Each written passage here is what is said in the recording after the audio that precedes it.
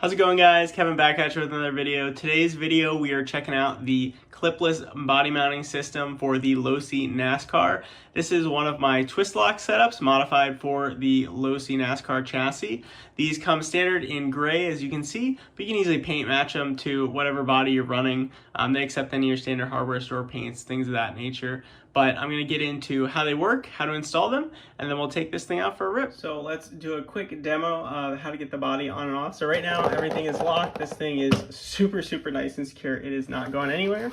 So all I'm going to do is when the strakes are horizontal, this is the lock position. So I'm just going to twist them 90 degrees. That's unlocked. Going to do the same in the rear, twist them 90 degrees. And then the way to release this is to basically, you want to just reach underneath and just push it straight up, and that will release it. It's a nice tight tolerance because we don't want this thing coming off, when you guys are racing or anything. So just like that, you can see the lower pieces stay attached to the body, chassis pieces stay attached to the body. And then to put this back down, again, just keep these in a nice vertical position, drop it down. I like to give it a little wiggle side to side, sort of twist it. You can see it didn't grab there, and that's because you can tell I'm off. So all I do is just sort of shake the body around to the side, twist it, get it right back on. And then the rear, same thing. So in the rear, it's a little bit tighter depending on your body. Also make sure that your bumper's not pushing this forward. So make sure it's on the outside as it should be. And then sort of give it a little wiggle, twist down. If it's not grabbing, because you can actually be flexing the rear body post, you want to just reach underneath, just push up, and that will just straighten that out and have it grab right there. And just like that, everything is super nice and secure. This body's not going anywhere. I'll show you guys that again one more time just to do it a little bit faster so that way you can see just how easy it is to pop it up and get it on and off. So just a little wiggle. You always want to take it nice and vertical off. But all I'm doing in the rear here is I'm just reaching underneath and just pushing up on this body post. You can see how flexible these are, and that's part of what makes this really durable. But it's also what makes it a little bit more challenging to get on. But literally just super simply just supporting this underneath makes it nice and easy. I'll do that here for you. So if I just support underneath, give it a twist, just like that, it's nice and locked. Come around to do the front, give it a little wiggle, twist it, lock it, super nice and secure. So now I'm going to jump into the install, show you guys how to install it, and then after the install I'll go out and take it for a rip. So we'll start by looking at the chassis pieces. So I have half of them installed just to show you what it looks like in the progress here. So with these pieces, so I will take one of them here. So do note that these through holes, they're not threaded in any way. They're a little bit tight, so they will feel like they're threading in when you start screwing it in. But on the front here, you can see we're going to use the lower hole and the lower mounting position, and that'll get us the correct height in the front. Now you're going to take out these front two M2.5 bolts and use the provided ones in the kit that are 20 millimeters. That will go through the entire piece and provide support on both sides to give this really a lot of extra strength. In the rear here, we're going to use the top hole and the top position here. Again, same thing. These will be on the inside. You can take them out, put them back in on the inside or the back side. Doesn't really matter. But for the rear, you're going to use the upper hole in the upper position, and that will get the rear height just right so that it lines up. And then when you go to put the body on, it'll sit at perfect right height. So I'm going to put those other two on, and then I'll show you guys what to do on the body. So on the body side here, we're actually going to have slightly different pieces for the front versus the rear. So as you can see in here, when I twist this body side piece, it twists that keying feature on the inside. So we're basically just going to be installing those two features. And what we have here, so we have a front on my left hand and a rear on the right. What you notice is the front on the left hand is a little bit taller, and so that's for the 12 millimeter M3. This is for the 10 millimeter. So for the front here, I'm going to grab my 12 millimeter. I'm going to push that through. Now it might get a little stuck. All you got to do is just basically grab your little screwdriver tool, push it through. And then we have our underside piece. These are all the same front and rear. And then I have my M3 lock nut. So I'm just going to drop that in here. Doesn't really matter the orientation, but it should fit in nicely. Then I'm going to take this, and I'm basically just going to push this through the body. Now Losi made these holes perfectly 6 millimeters, so it's going to be a little bit tight. I'll try to rotate this so you can see here. But I'm going to push in on this side and slowly tighten this down. And so once I feel that nut start to grab, that's when I'll apply a little bit more pressure. But the key thing is, if I twist this, you can see how the keying features are lined up. You want to make sure those two keying features are lined up once you're tightening this down. So then all you have to do is just get it nice and snug. You don't need to go crazy, just until it becomes flush on the back side. So I'll show you that outside of here. So again, you can see there's a keying feature on here, keying feature on here. When you have those two pieces lined up, they will twist together like so.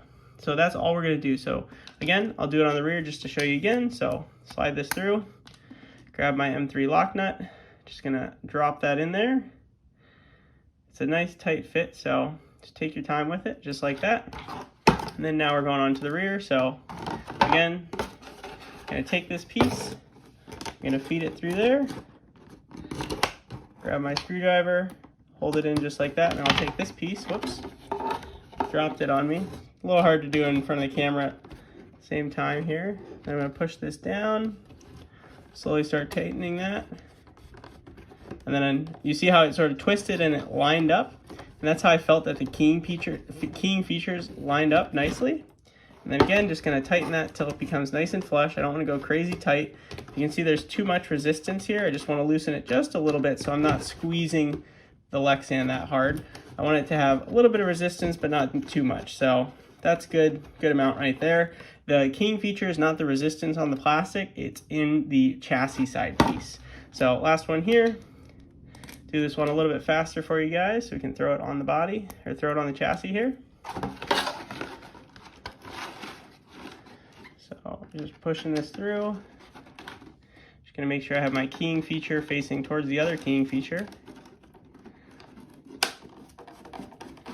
And just gonna tighten that down. And when that keying feature is again not spinning, I know that they're lined up. Just gonna test my resistance. All right, it's a little bit too tight. Just gonna loosen it up a little bit. And that's why these are lock nuts, so that way you don't have to worry about them backing out. So there we go, that looks good. So we can slide our chassis over and drop it on. All right, so in the rear here, these posts were actually bending a little bit. So all I did was I just reached my hand underneath and just pushed up on the bottom of the post, and that actually just tilted it forward. So I'll show you guys what that looks like just in case it happens to you. So once I get these vertical, I basically just reach in from the fenders, just pop it straight up, just like so. Once you pop it straight up, it's gonna come right off, just like that. So body's off. So all I was doing was reaching underneath right here. Let me tilt this down a little bit so you can see a little better. I was just reaching underneath and just pushing up just a little bit because these are flexible, so sometimes they'll try to move out of the way on you. But so I'll drop that in again. So I'll do the front here. Those are nice and locked, they're not going anywhere. So the rear, these do not want to go like this. All I do is I'm just gonna reach underneath, just push up a little bit, give it a twist. Do the same with the other side, give it a twist, and just like that, nice and locked in. And then this thing is super secure. It is not going anywhere. It is incredibly nice and tight and secure. It's not gonna shake around, the body's not gonna bounce off or anything. So with that, I'm gonna take it out to my local tennis courts and pickleball courts and go rip it around, show you guys some driving, because I'm sure you wanna see it since it's such a new car. One quick note I did wanna add, since the customer did let me know, is that if these are feeling a little bit too sticky or looks like you have some sort of dirt, debris in there, he actually recommended if you just put a little grease on the inside. So I'll pop this up here. So again, just picking it straight up. That's the best way to do it, just like that. So he actually recommended just putting a little bit of grease in here, and that helps reduce the friction, and that'll help make it a little bit easier to take on and off. It won't affect how tight it locks down, so you won't have to worry about that, but definitely recommend it if you're finding that it's just getting a little bit of an update on the Losi Nascar. So kicking it off with the Losi Nascar here. So you can see what I have here. This is the Ford body. And you can see the bumper is nice and flush there. Now I also have the Chevy and the Toyota bodies here. And what's actually a little bit interesting is the hoods are different shapes, which was news to me and a little bit shocking considering I figured NASCAR, these would all be very similar and identical. But people let me know that for the other bodies here, for these two, my setup would sometimes cause the front bumper to sit a little bit higher. So I'm just gonna take this off here. A little bit harder to do one-handed, but Give it a little wiggle and pop it up. One last one in the back. There we go. So what I've done here, as you can see, is I've actually added a little bit of a radius and a curve to the front of these pieces. So this is on both sides, so all 4 pieces are still symmetrical. You can see in the rear, this is the older piece. I left this on so I could show you. You can see how it's completely flat. And by just adding this little bit of a curve to it here, hopefully the camera stays in focus, you can see that that sinks the front down. And so essentially what happens now is with the body, you can see if I have all the holes lined up here, just like so, you can see that it sits nice and flush right at the bottom there. So there may still be like a 0.5 millimeter gap, but nowhere near the 1 to 2 millimeter plus gap that people were stating previously. So just showing with both bodies here. Again, here's the other body. Make sure it's all lined up. And again, you can see it is super, super nice and flush. So super, super happy with that change. If you do have one of the older setups and you want one of the curved setups, or you can either reach out to me, or you can just take some sandpaper and sand down that front edge. I had a customer that did that and they were pretty successful. Everything still works good. So with that, I want to jump over to talking about the axle. All right guys, Kevin here at the park with the Losi Nascar. You can see also I've got some fine laser designed hats now on the website, so you can buy those if you want to support my small business. But with that, I'll give you guys a quick little demo of how to get this on and off, get the battery started, and then we'll take it for a rip. All right, so we have it locked right now, so I'm just going to give this all 90-degree twist and sort of just pick up underneath. So you want to push vertically straight up. This one's a little tight. There we go, we got it. So same thing in the rear. Sort of give it a little shake, body comes off. Now I just got to plug our battery in, so I'll do that quick. Alright, sorry for dropping you there. Battery's plugged in. Just got to turn it on before I forget. There we go. Got the steering. Definitely want to upgrade the steering servo on this because it's a little slow. Drop that back down. Give the front a little 90-degree twist, a little wiggle. There we go. Then underneath, I recommend, again, just sort of reach underneath, just near the fender, pick it up, and then give it a little twist. It's a little easier to do that with 2 hands here, but one hand I can get it. Just push that up, there we go. Nice and secure, so let's do some driving now.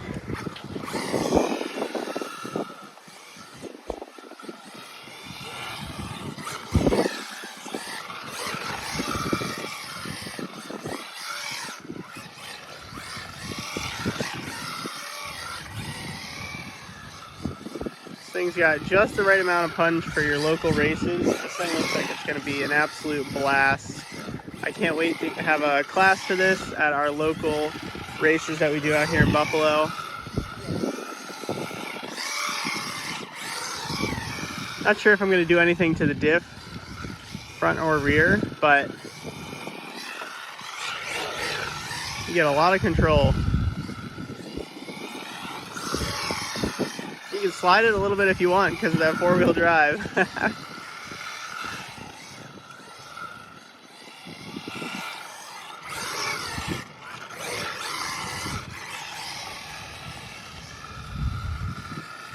But yeah, it's got some good speed.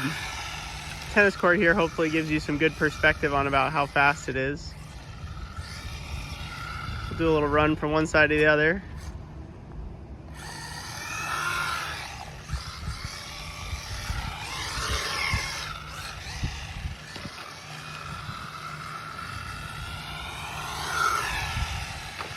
Looks like one tennis court is, you know, 1/2 of the tennis court is about the perfect width for this thing to do a nice big oval. That's about how much space you need if you want to be going flat out.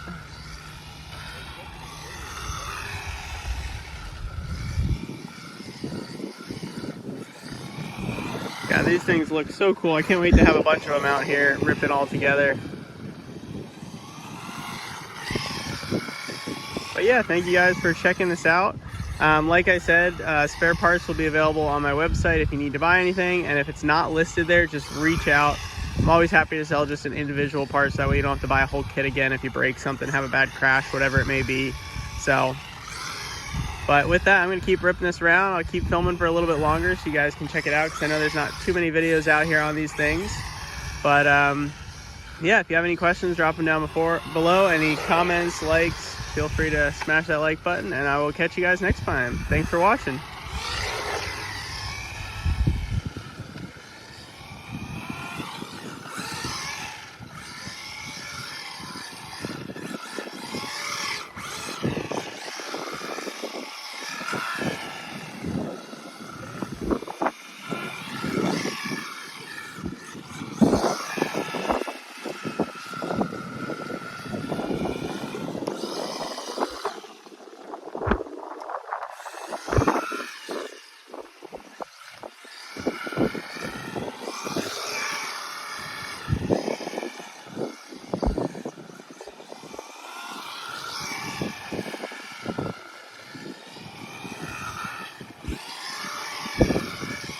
Alright, I'm probably going to end it there. Go get my Losi super laser nut out for a rip. Catch you guys next time.